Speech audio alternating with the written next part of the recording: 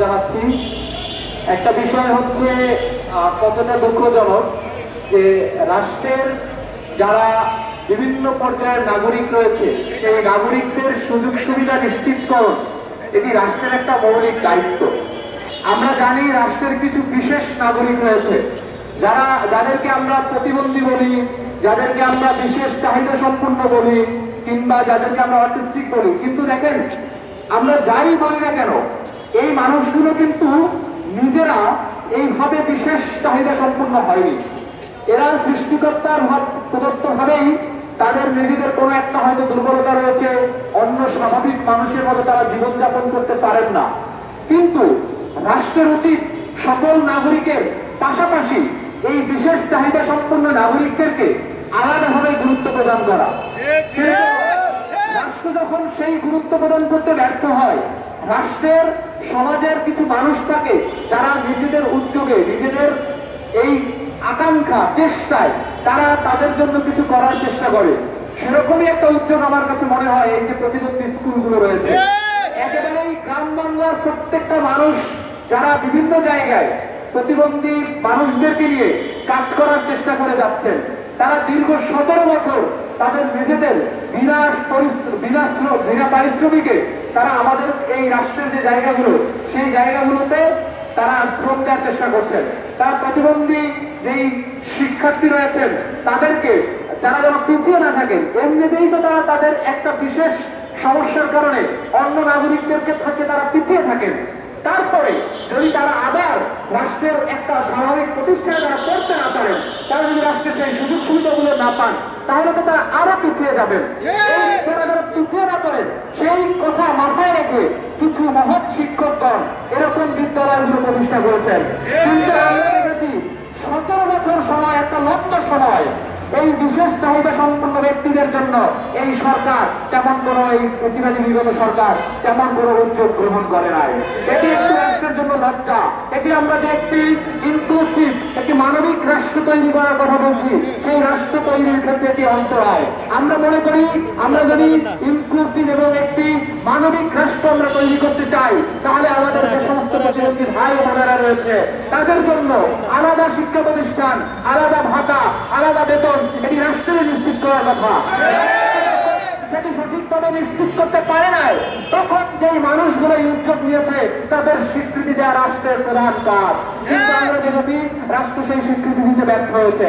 আমরা দেখেছি সেই রাষ্ট্রদেরকে গুরুত্ব দিচ্ছে না। এরা দীর্ঘদিন রাস্তায় এখানে পড়ে আছে, কিন্তু রাষ্ট্র এমন দৃশ্যমান কোন ধরনের কোন পদক্ষেপ তাদেরকে এখন পর্যন্ত নেয়নি যেন তারা আসলে বাড়ি ফিরে যেতে পারে। কিংবা এই প্রতিবন্ধী শিক্ষার্থীদেরকে কি হবে। আমি স্পষ্টত বলতে চাই, জাতীয় নাগরিক পার্টি এবং এই গণঅভ্যুত্থানের যে সরকার এবং বর্তমান বাংলাদেশের যে রাজনৈতিক অন্যান্য দলগুলো রয়েছে, প্রত্যেকটা দল, প্রত্যেকটা কাঠামো সবকিছু ছাত্র জনতার রক্তের উপরে দাঁড়িয়ে আছে। এবং সেই ছাত্র জনতার রক্তের যে স্পিরিট, সেই স্পিরিটটি হচ্ছে একটি ন্যায়ভিত্তিক সমাজ প্রতিষ্ঠা, একটি মানবিক মর্যাদাপূর্ণ একটি সমাজ প্রতিষ্ঠা এবং সকলকে নিয়ে একসাথে কিভাবে ভালো থাকা যায় সেরকম একটি সমাজ প্রতিষ্ঠা করা। সেই জায়গা থেকে আমরা বলতে চাই, এই প্রতিবন্ধীদেরকে জন্য যদি আপনারা আলাদাভাবে না ভাবেন, তাহলে কিন্তু সকলকে নিয়ে ভালো থাকা এই মহাটি অর্থহীন হয়ে যাবে। আমরা নাগরিক পার্টির পক্ষ থেকে বলতে চাই, আমরা স্পষ্টত জানাতে চাই, এই সরকারকে আমরা বলতে চাই, আপনারা অতি দ্রুত সময়ের মধ্যে এই বিশেষ চাহিদা সম্পন্ন শিক্ষার্থীদেরকে নিয়ে যে স্কুলগুলো তৈরি হয়েছে সেই স্কুলগুলোর ক্ষেত্রে আপনারা একটা কেপিআই নির্ধারণ করেন। কোন কোন মানদণ্ড অতিক্রম করলে এই স্কুলগুলোকে আপনারা স্বীকৃতি দিতে পারবেন এবং কোন কোন মানদণ্ড অতিক্রম করলে তাদেরকে আপনারা এমপিভুক্ত করতে পারবেন, কোন কোন মানদণ্ড অতিক্রম করতে পারলে তাদেরকে আপনারা জাতীয়করণ করতে পারবেন। ক্যাটাগরি করে আমরা বলতে চাই, এই বিদ্যালয়, এই যে যারা প্রতিবন্ধী বিদ্যালয়গুলো রয়েছে সেই বিদ্যালয়গুলোর ক্ষেত্রে আপনারা আলাদাভাবে গুরুত্ব দেন। কারণ এইখানে যে সন্তানগুলো পড়ে সেই সন্তানগুলো সমাজে এমনিতেই অবহেলিত, তারা সমাজের অন্যান্য অনেক জায়গায় পার্টিসিপেট করতে পারে না।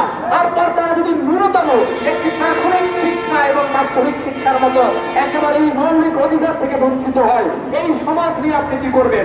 এটি রাষ্ট্রের জন্য লজ্জা হয়ে দাঁড়িয়ে থাকবে। আমরা চাই, এই সরকারকে বলতে চাই, শিক্ষকদের মধ্যে অনেক নানা ক্ষোভের মধ্যে অনেক ক্ষোভ। আপনারা শিক্ষা ব্যবস্থাটাকে সঠিকভাবে গুরুত্ব দিচ্ছেন না। যারা ক্ষমতায় যায় তারা এই ক্ষমতায় যাওয়ার পরে আমাদের শিক্ষকদেরকে ভুলে যায়, কিন্তু যখন আন্দোলনের প্রয়োজন পড়ে তখন তারা শিক্ষকদেরকে ডাকেন, তখন তারা শিক্ষকদেরকে ডাকেন। আমরা বলতে চাই আগামীর বাংলাদেশে ক্ষমতার মৌলিক কাঠামোর মধ্যে এই শিক্ষকদেরকে ইনক্লুড করতে হবে, ক্ষমতার মৌলিক কাঠামোর মধ্যে এই প্রতিবন্ধী ভাই বোনদেরকে ইনক্লুড করতে হবে, ক্ষমতার মৌলিক কাঠামোর মধ্যে ওই গ্রাম বাংলার অভিভাবকদেরকে ইনক্লুড করতে হবে, ভাইদের বাবা ও মাকে ইনক্লুড করতে হবে। আমরা বলতে চাই শুধুমাত্র আন্দোলন এবং কিংবা হচ্ছে অন্যায় অবিচারের বিরুদ্ধে আমাদেরকে ডাকতে, কিন্তু আপনারা ক্ষমতায় গেলে আমাদেরকে ভুলে যাবেন, সেটা আমরা হতে দেব না। আমরা বলতে চাই এই শিক্ষকরা দীর্ঘদিন যাবৎ মহৎ কাজ করে। আমরা এটিও অভিযোগ জানি যে এখানের মধ্যে অনেক প্রতিষ্ঠান রয়েছে যেগুলোর নামে তার কোনো অস্তিত্ব নাই। আমরা সরকারকে বলতে চাই সেই অজুহাত দিয়ে এই কাগজ শিক্ষা প্রতিষ্ঠান রয়েছে যেখানে শিক্ষার্থী পড়ে তাদেরকে বঞ্চিত করা যাবে না। যদি কোনো প্রতিষ্ঠান থাকে যেটি শুধু নামে শিক্ষক শিক্ষার্থী নেই তাদেরকে আপনারা আইডেন্টিফাই করেন, তাদেরকে বাদ দেন, কিন্তু যাদের শিক্ষা প্রতিষ্ঠানগুলো রয়েছে যা যেখানে প্রতিবন্ধী ভাই বোনেরা পড়ে, যেখানে শিক্ষক রয়েছে, যেখানে দীর্ঘদিন ধরে পরিশ্রম করতেন, সেই জায়গাগুলোর শিক্ষকদেরকে আপনার যথাযথ মূল্যায়ন করতে হবে, তাদেরকে একটা প্রক্রিয়ার মধ্যে নিয়ে আসতে হবে।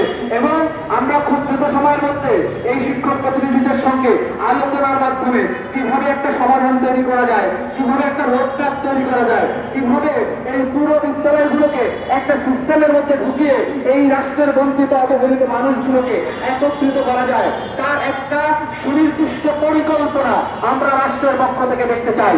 আমরা শিক্ষা উপদেষ্টা, আমরা সমাজ কল্যাণ উপদেষ্টা সহ সংশ্লিষ্ট সকল ব্যক্তিকে বলতে চাই, আপনারা আপনাদের কাজের প্রতি মনোযোগ দেন। আপনারা এই শিক্ষকদের রাস্তার মানুষের ভাষা বোঝার চেষ্টা করেন, একজন এই মেহনতি শিক্ষকের ভাষা বোঝার চেষ্টা করেন, একজন রিকশাওয়ালার ভাষা বোঝার চেষ্টা করেন, একজন প্রতিবন্ধী ভাইয়ের বাবার আত্মনাদ বোঝার চেষ্টা করেন। আপনারা যদি স্পিড ধারণ করতে না পারেন আপনাদের চেয়ারে থাকার কোনো ধরনের নৈতিক সরকারকে বিপদে ফেলতে চাই না, কিন্তু এই সরকার আমাদেরকে বিপদে রেখে আমাদের কথা ভুলে যাবে সেরকম সরকার আমরা চাই না। রাজনীতি করতে চান যারা এখনই ক্ষমতায় যাওয়ার জন্য বিভিন্ন ধরনের বন্ধু করছেন, যারা বিভিন্ন জায়গায় চাঁদাবাজি করছেন, তাদেরকে বলতে চাই ক্ষমতার মূল উৎস, ক্ষমতার মূল কেন্দ্রবিন্দু হচ্ছে জনগণ। তাদের কাছে ফিরে যান, জনমানুষের ভাষা বলার চেষ্টা করেন। যে সমস্ত মেহনতি মানুষরা রাস্তায় দাঁড়িয়ে দিনের পর দিন তাদের অন্যায় অবিচার লাঞ্ছনার কথা বলছে, তাদের ভাষা বলার চেষ্টা করেন। জনগণই আপনাদেরকে ক্ষমতায় নেবে, এই জন্য কোনো জায়গা জমি দখল করার প্রয়োজন নেই। আমরা বলতে চাই আগামী বাংলাদেশ হবে দখলদার মুক্ত বাংলাদেশ, আগামী বাংলাদেশ হবে শিক্ষক বান্ধব বাংলাদেশ, আগামী বাংলাদেশ শিক্ষা প্রতিষ্ঠান বান্ধব বাংলাদেশ, আগামী বাংলাদেশ হবে মেহনতি গরিব মানুষের শিক্ষা চিকিৎসা বাসস্থান নিশ্চিত করা বাংলাদেশ। আগামী বাংলাদেশে যারা এই প্রতিশ্রুতি